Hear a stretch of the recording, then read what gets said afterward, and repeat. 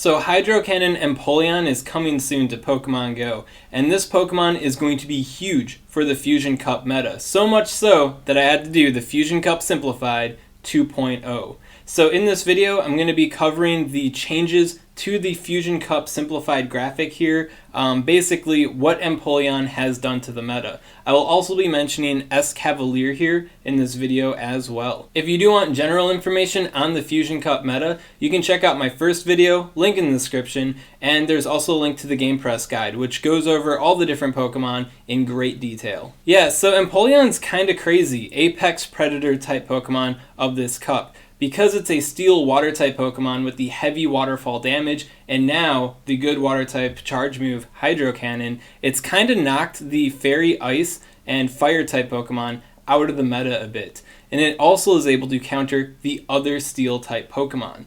And that's not where Empoleon's swag stops. It actually has the opportunity to beat the Mud Boys and to beat Altaria as well. And it also does a really good job of beating down Noctowl. Like, no contest against Noctowl there. So yeah, Empoleon pretty massive with its influence on the meta.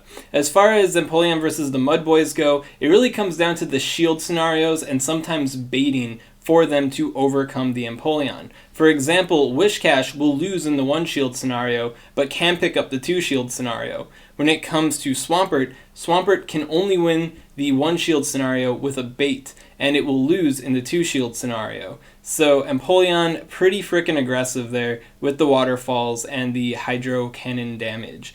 And then when it comes to Altaria, Altaria can lose in the one shield scenario if you are able to land the Flash Cannon, but Altaria will take you over in the two shield scenario. So all of these different shield scenarios means that Empoleon can be extremely powerful or extremely vulnerable given the right set of circumstances when it comes in, which definitely complicates the meta in a way. With all these complicated matchups, you have to ask, what are the most consistent counters to Empoleon? And that is grass type and fighting type Pokemon. Here on the graphic, I have Shiftry, Venusaur, and Heracross featured. Heracross functions like the two grass types do in this group, but it can also beat the other grass types. The risk to using Heracross is that it has the least amount of tools to fight back against the flying type Pokemon.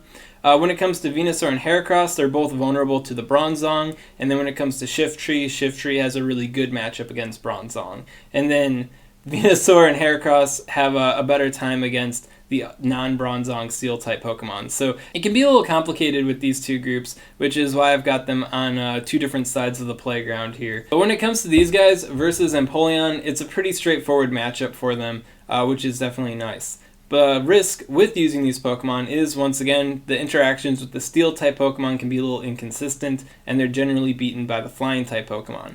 Furthermore, they run into issues with Ice types and Fairy types, depending on the Ice type, the Fairy type, and which one of these guys you're actually using, which is a little complicated, right? Yeah, so the complications with this group and that group definitely bolster the power of Altaria, Wishcash, and Empoleon, in my opinion. When it comes to them beating down other Pokemon in this game, it's relatively straightforward, except for when it comes to each other. So I think it's going to be pretty interesting to see how people deal with this in the post-Empoleon meta. So which Pokemon beats down all three of these? Well, actually Poliwrath does. Mudshot, Ice Punch, and Dynamic Punch is able to handle all three of these Pokemon. Problem that Poliwrath has is that Bronzong and the Grass type group hammer it down. And then the popular Fairy and Ice type Pokemon can also give Poliwrath a lot of harassment. So Poliwrath has its issues, but I feel like Poliwrath is stronger than it has been before, given the power of these three Pokemon.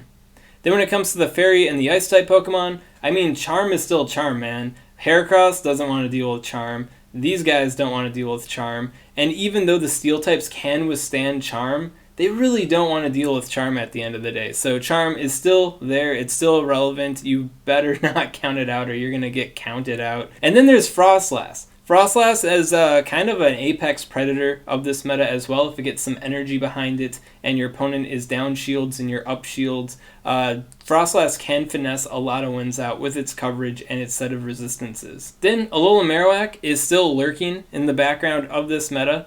Steel type Pokemon, fighting grass type Pokemon, none of them really want to deal with Alola Marowak, and if you are able to land the Shadow Ball, you could flip the matchup against the Empoleon, which is pretty big. yeah, still a lot of things do not like getting hit by the Shadow Ball. And if Noctowl is on the down low, well, that's even better for Alolan Marowak. And then finally, we have Escavalier, the next new boy of this meta. And yeah, this guy kind of came out of nowhere. I didn't expect Escavalier to be so good. But it got counter. And I mean, counter is definitely the hallmark of making a Pokemon good. So Escavalier can beat down the grass type group. It can beat down the fighting types because it actually has Aerial Ace, which is pretty nice. It obviously beats down the Empoleon, beats down the other steel type Pokemon. So definitely a pretty solid Pokemon all around. Big problem it has is that it loses to the flying types and it loses to the mud boys. So yeah.